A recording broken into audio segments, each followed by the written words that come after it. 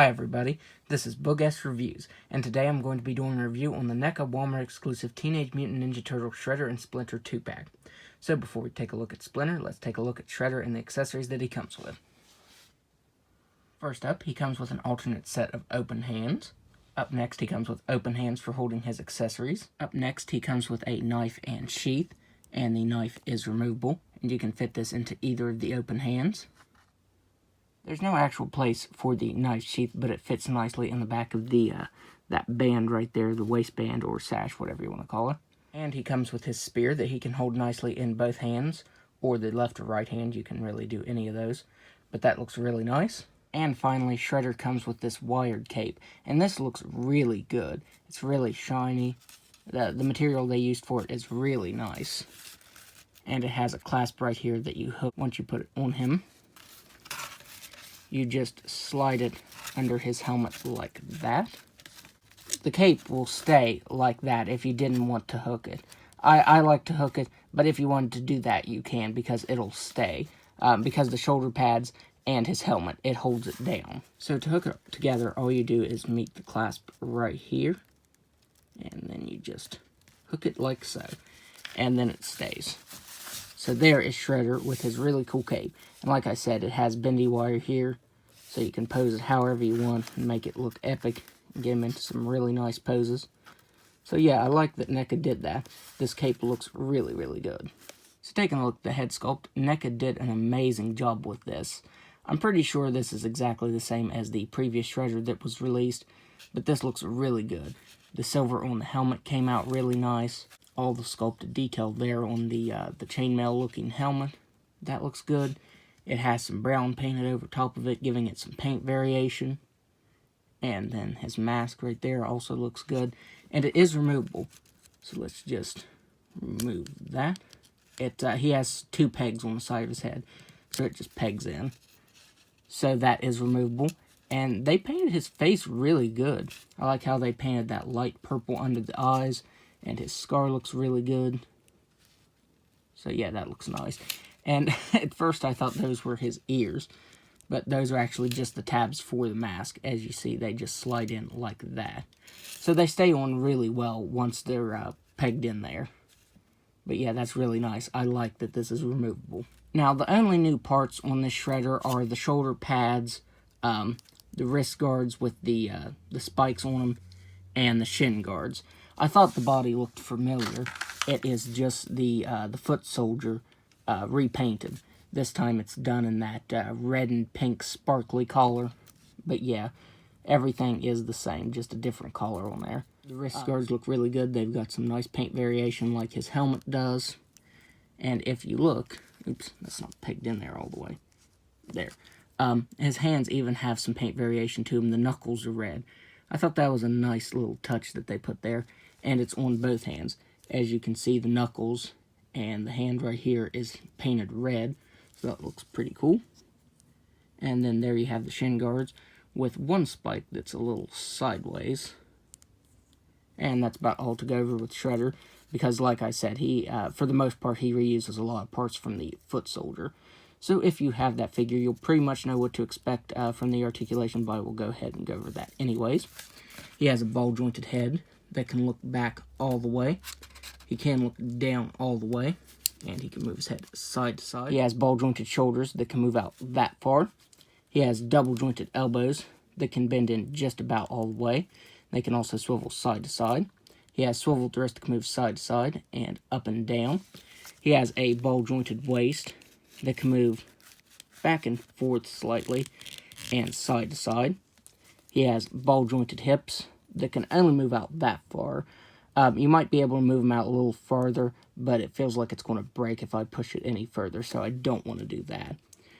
He can kick forward that far, and he can kick back all the way. He has swivel at the thigh.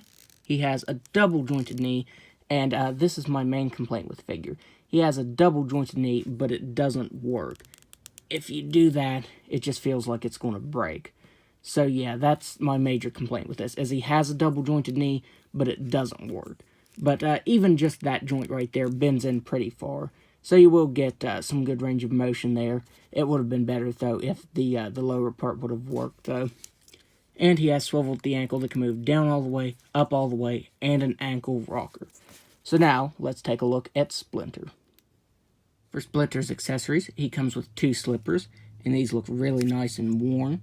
The left one has a hole in the toe right there, and these just look really dirty and worn.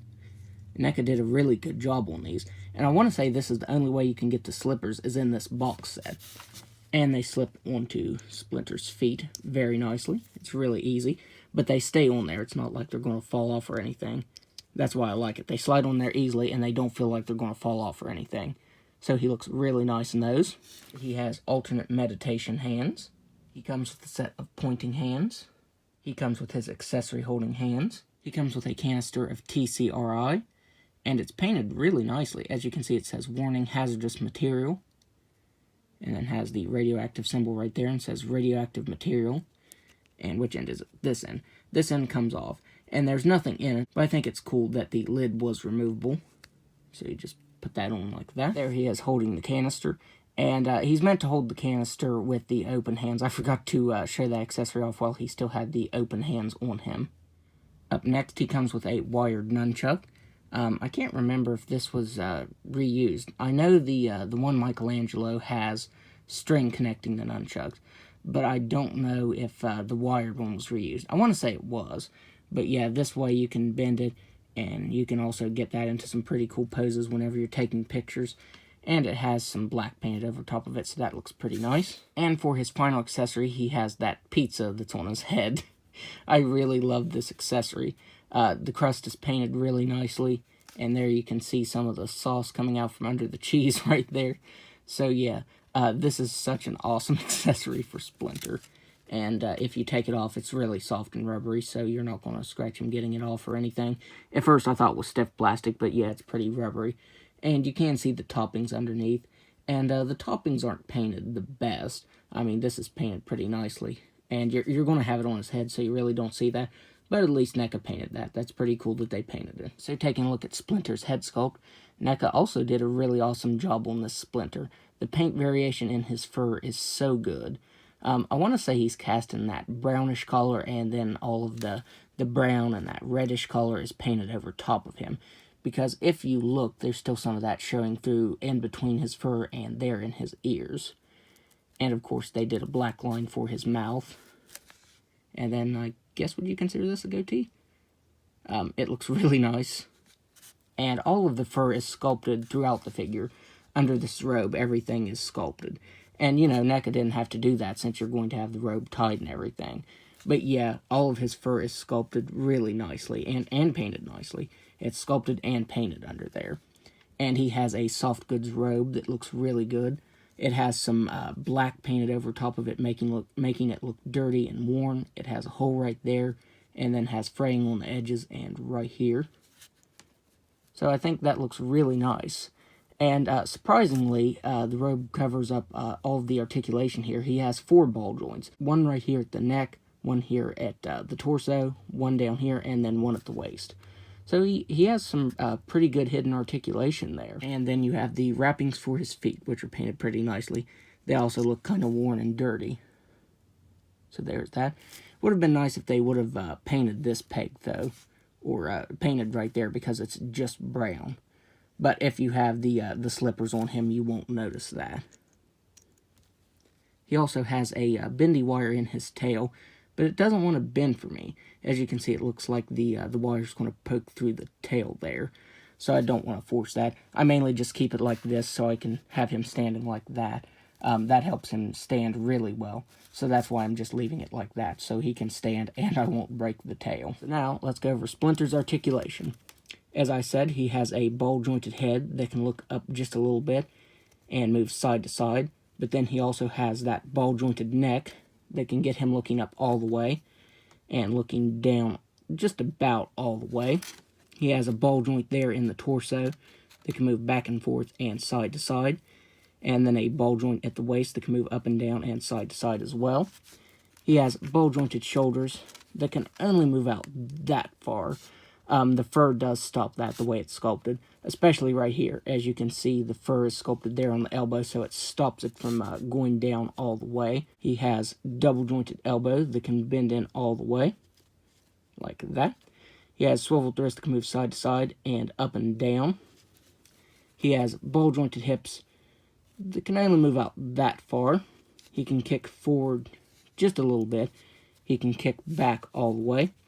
He has single jointed knee that can bend in all the way. He has swiveled the ankle that can move down all the way and side to side. And he has toe articulation that can move up and down.